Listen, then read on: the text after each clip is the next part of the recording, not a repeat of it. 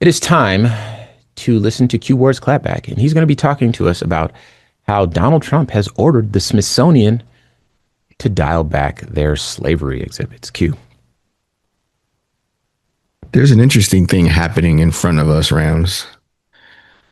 The Republican Party, this current administration, MAGA Americans, and very, very specifically their leader, the President of the United States, Donald Trump, is treating history like it's a script.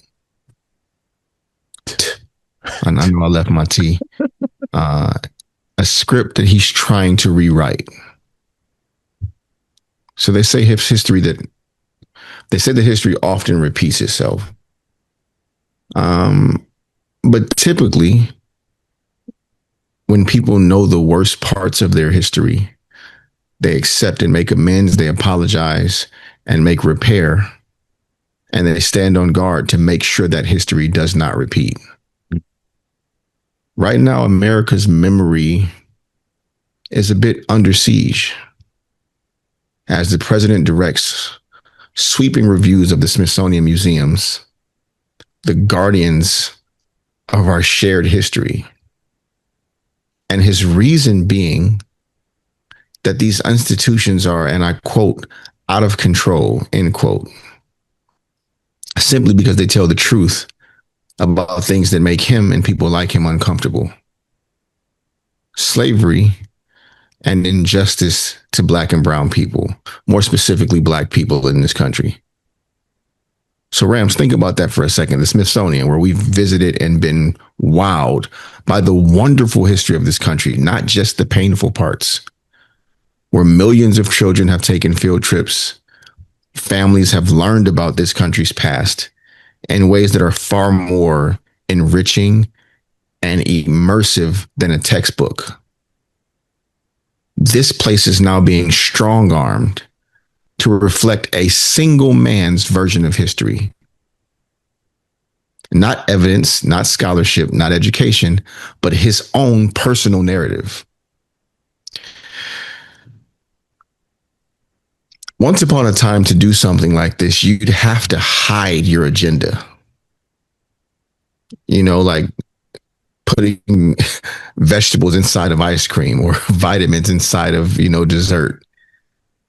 This guy doesn't even hide it. He said openly that the Smithsonian focuses too much on, and I quote again, how bad slavery was, end quote. The president wants exhibits that emphasize brightness and greatness without the pain, without the truth, and without the shame that he and people like him feel when faced with the horrible truths of the foundation of this country. He's ordered lawyers and loyalists to comb through 8 museums, and they will decide which exhibits stay and which exhibits go, which stories stay and what facts get scrubbed. Just in time for the country's 250th anniversary, this will not be about uniting Americans, but about rewriting America's history. So, Rams, I think we have to be clear. This isn't some dusty academic debate about museum curation. This is real life cultural vandalism with a timeline. The executive order is called, and forgive me for almost laughing, Restoring Truth and Sanity to American History. That, calling the order that, would not just sound harmless, but would sound like something we wanted if we didn't know that that truth already existed and that he was trying to change it. It's hidden code for erasing the truth from America's history. It means deleting references to Trump's impeachment, pulling Harriet Tubman's hymn out of public view, her book of hymns, stripping context from exhibits that speak about injustice, labeling truth as woke. It's the fear of what all of those actual facts reveal. This is bigger than museums. This is straight out of the authoritarian playbook. Control the press, control the courts, control memory. Because if you control memory, you control the future. And here's the part we can't miss. Once the Smithsonian bends the knee, the rest will follow.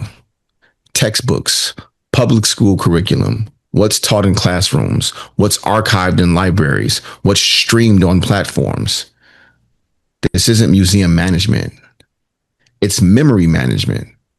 And the entire country is being treated like a test subject. Public memory is the guardrail against the abuses of power. Once you replace truth with comfort and erase the painful chapters that our country has had, you lose the ability to learn, to heal, and to demand better. They want history without struggle, patriotism without accountability, America without Americans. Those who were enslaved anyway, segregated, excluded, and now an attempt to silence us. But history does not belong to politicians, it belongs to the people. So here's the charge. Ramses and I want you to demand the full story, every story. Defend inconvenient truths. Refuse to let history be whitewashed for a small man's ego.